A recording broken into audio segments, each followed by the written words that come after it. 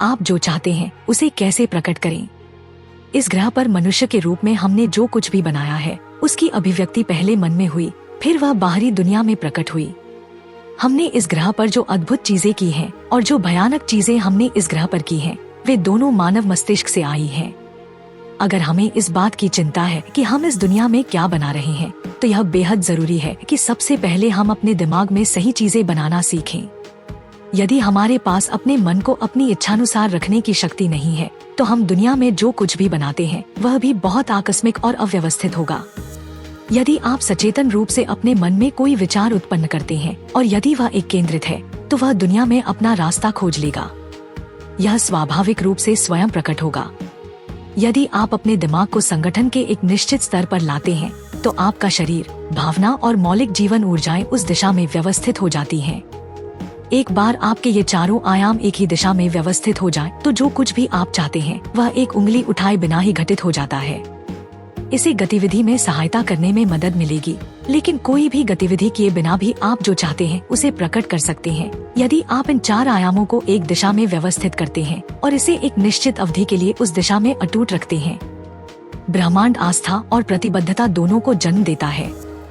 आपने ऐसे लोगों के बारे में सुना होगा जिन्होंने कुछ मांगा और वह उनकी सभी उम्मीदों से कहीं अधिक पूरी हुई। आमतौर पर ऐसा उन लोगों के साथ होता है जो आस्था में होते हैं। मान लीजिए आप एक घर बनाना चाहते हैं। यदि आप यह सोचना शुरू कर दें, ओह, मुझे घर बनाने के लिए 50 लाख की आवश्यकता है, लेकिन मेरी जेब में केवल 50 रुपए हैं, संभव नहीं, संभव नहीं, संभव नहीं। जिस क्षण आप सोचते हैं संभव नहीं, आप यह भी सोच रहे होते हैं, मुझे यह नहीं चाहिए।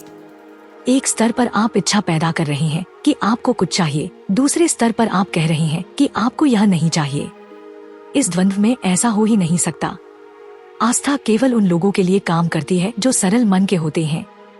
यह उन लोगों के लिए कभी काम नहीं करता जो बहुत ज्यादा सोचते हैं। एक बालक जैसा व्यक्ति जिसकी अपने भगवान या अपने मंदिर में सरल आस्था है, मंदिर में जाकर कहता है, शिव, मुझे एक घर चाहिए। मुझे नहीं पता कि कैसे, आपको इसे मेरे लिए बनाना होगा। उनके मन में कोई नकारात्मक विचार नहीं होते।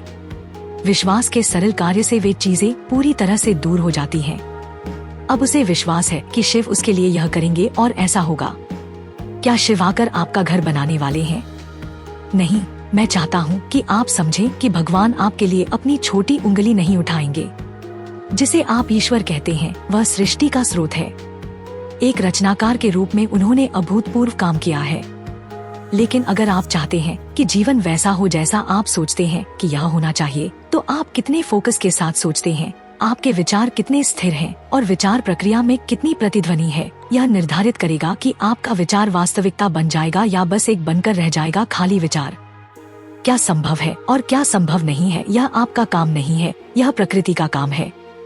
यह प्रकृति तय करेगी। आप बस यह देखें कि वह क्या है जो आप वास्तव में चाहते हैं और उसके लिए प्रयास करें।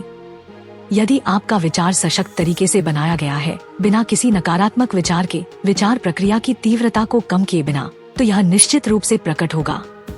यदि आप स्वयं की जिम्मेदारी लेते हैं, तो अब आप अपनी खुशी की तलाश में नहीं हैं। आप किसी बात को लेकर तनावग्रस्त नहीं हैं। आपके सिर पर कोई तलवार नहीं लटक रही है।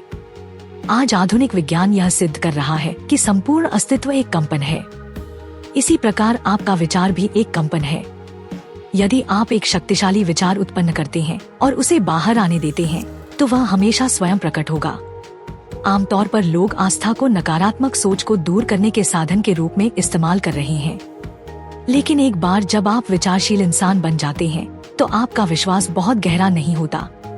इससे कोई फर्क नहीं पड़ता कि आप सोचते हैं कि आप में कितना विश्वास है, कहीं न कहीं संदेह हमेशा उभर आते हैं। अभी आपका मन जिस तरह का है, अगर भगवान यहीं प्रकट हो जाएं, तो आप उनके प्रति समर्पण नहीं करेंगे। आप इस बात की जांच चाहेंगे कि क्या वह वास्तव में भगवान है या नहीं। इस तरह की सोच के साथ आपको आस्था पर अपना समय बर्बाद नहीं करना चाहिए। एक विकल्प है जो प्रतिबद्धता है। यदि आप केवल वही बनाने के लिए प्रतिबद्ध हैं जिसकी आप वास्तव में परवाह करते हैं, तो अब एक बार फिर आपका विचार इस तरह से व्यवस्थित हो जाता है कि ऐसी कोई बात नहीं है कि यह संभव है या नहीं। आपकी विचार प्रक्रिया में कोई बाधा नहीं है।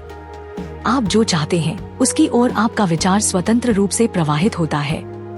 एक बार ऐसा हो जाने पर इसे घटित करना भी स्वाभाविक रूप से अनुसरण करेगा।